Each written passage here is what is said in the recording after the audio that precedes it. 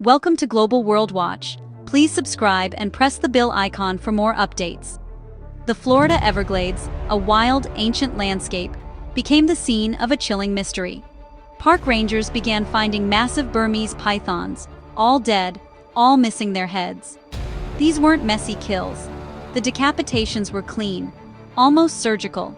Scavengers like alligators or vultures would have left chaos. But these bodies were untouched, except for the missing heads. Theories ran wild. A new apex predator, a cryptid, or even humans, but there were no tracks or evidence. The locations were remote, deep in the swamp, far from easy human access. Burmese pythons are top predators here. Nothing should be able to hunt them. Yet, something was systematically decapitating them, and no one knew what or why. Scientists were baffled, and the mystery only deepened with each new discovery. The Everglades had a new silent killer, and the rules of survival were changing. The hunt for answers had begun. To understand the shock, you need to know the python problem. Burmese pythons aren't native. They're from Southeast Asia, brought to Florida through the exotic pet trade. When these snakes outgrew their owners, many were released into the wild. The Everglades became a paradise for them. Warm, wet, and full of prey. With no natural predators, their numbers exploded.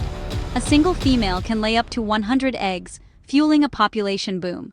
Native mammals, raccoons, opossums, bobcats, have plummeted by over 90% in some areas. Pythons eat everything: birds, deer, even alligators. They're masters of camouflage, nearly impossible to find. Despite millions spent on removal, the snakes keep coming. The python invasion is one of the world's toughest wildlife battles. And now, something was fighting back.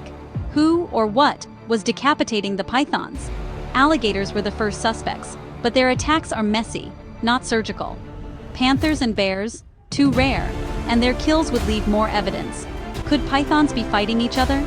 Unlikely. Mating battles don't end in decapitation. Disease? No known illness causes this. Human vigilantes?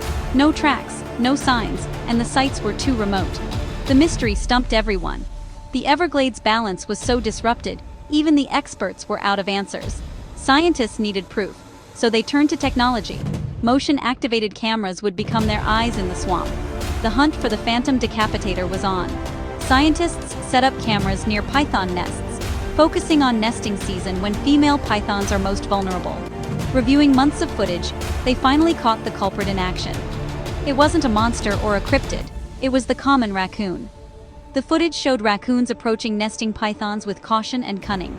The python, guarding her eggs, would strike, but the raccoon was too quick.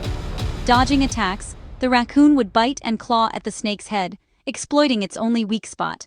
Sometimes working in pairs, raccoons would harass the python until it was exhausted. Then, they'd move in for the kill, severing the head with surprising precision. This was a behavior no one had ever documented before. The raccoon, once prey, had become a daring predator. The mystery was solved. The Everglades' masked bandit was fighting back.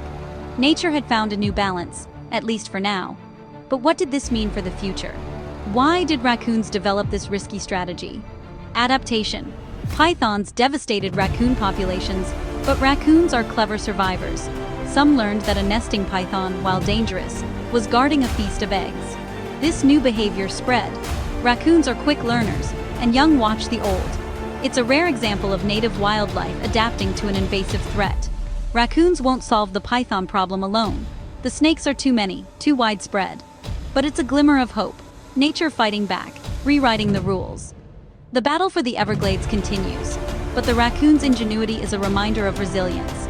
Even in crisis, the wild finds a way. And sometimes, the unlikeliest hero wears a mask.